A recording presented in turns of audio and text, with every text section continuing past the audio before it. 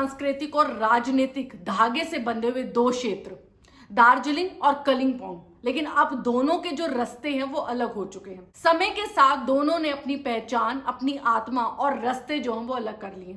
अगर हम हिस्ट्री की बात करते हैं तो 1866 में कलिंपोंग का जो एरिया था वो भूटान से ब्रिटेन शासित इंडिया में जो है वो मर्ज कर लिया गया था और दार्जिलिंग का ही हिस्सा माना जाता था कलिंपोंग बहुत टाइम से।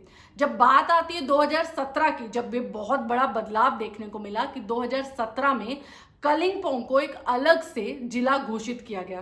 पहले दार्जिलिंग में कलिंपोंग, दार्जिलिंग और कारसिंग आते थे, लेकिन अब कलिंपोंग जो है वो अलग से एक जिला घोषित कर दिया गया। दार्जिलिंग जो है वो हमेशा से गोरखाओं की पहचान है, गोरखाओं का गर्व है और गोरखा कम्युनिटी वहां पर हमेशा से संघर्ष करती आई है कि उन्हें अब अपना अलग से राज्य या यूनियन टेरिटरी चाहिए, जो कि गोरखालैंड है। मैंने बहुत सारी वीडियोस भी बनाई है गोरखालैंड और उसकी हिस्ट्री के ऊपर। 1980 से ये आंदोलन जो है वो शुरू हुआ GNLF के रूप में, जो Gorkha nation liberation front party की स्थापना की सुभाष घिसिंग ने, और वहां से ये संघर्ष जो है वो चालू हो गया।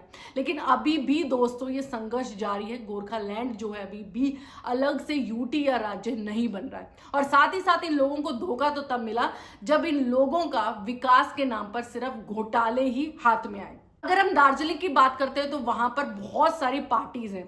पार्टीज जैसे कि GNLF हुई, PGBM हुई और GT हुई, और हर पार्टी का अगर आप देखेंगे कोई ना कोई घोटाले में जो है ये शामिल। फिलहाल में मैंने एक वीडियो बनाई थी GT के ऊपर कि कैसे वहां पर टीचर रिक्रूटमेंट स्कैम हुआ था और उसका घोटाला निकल कर आया था कि किस तरीके से फंड्स भी जो है वो मिसयूज किए गए थे। और उसके बाद सुधन गुरंग नाम का एक यूथ एक्टिविस्ट पर भी हमला हुआ था 10 मई 2025 को। दार्जिलिंग जो है अगर अभी की कंडीशन देखी जाए तो वो वर्स्ट कंडीशन में है, क्योंकि वहां पर पॉलिटिकल अनरेस्ट है और इसी वजह से उनकी जो मांग है गोरखालैंड के और उनके विकास की मांग वो लगातार कमजोर पड़ती जा रही है। लेकिन अगर हम कलिंपोंग की यहाँ पर बात कर रहे हैं तो कहीं ना कहीं ये आइडेंटिटी शिफ्ट हो रही है, क्योंकि कलिंपोंग में है वहां पर अनी थापा की तरफ से थोड़ा बहुत विकास देखने को मिल रहा है। वो धीरे धीरे शांति के साथ चल रहे हैं। जहाँ दार्जिलिंग में मुख्य रूप से गोरखा कम्युनिटी के लोग रहते हैं या थोड़े बहुत साउथ बंगाल के भी लोग रहते हैं, वहीं पर कलिंपोंग है वो लेप्चा और तिब्बती लोगों का निवास है। हम व्यवसायों की भी बात करते हैं तो दार्जिलिंग में जो समुदाय है उनको अनएम्प्लॉयमेंट या जॉब स्कैरसिटी की जो है वो फीलिंग आती है और उनको फिर मजबूरी वश जो है वो अपना एरिया छोड़कर माइग्रेट करना पड़ता है। लेकिन कलिंपोंग में अभी भी कुछ समुदाय के जो लोग हैं वो अपने गांव को छोड़ना नहीं चाहते हैं। वो कुछ ना कुछ छोटा मोटा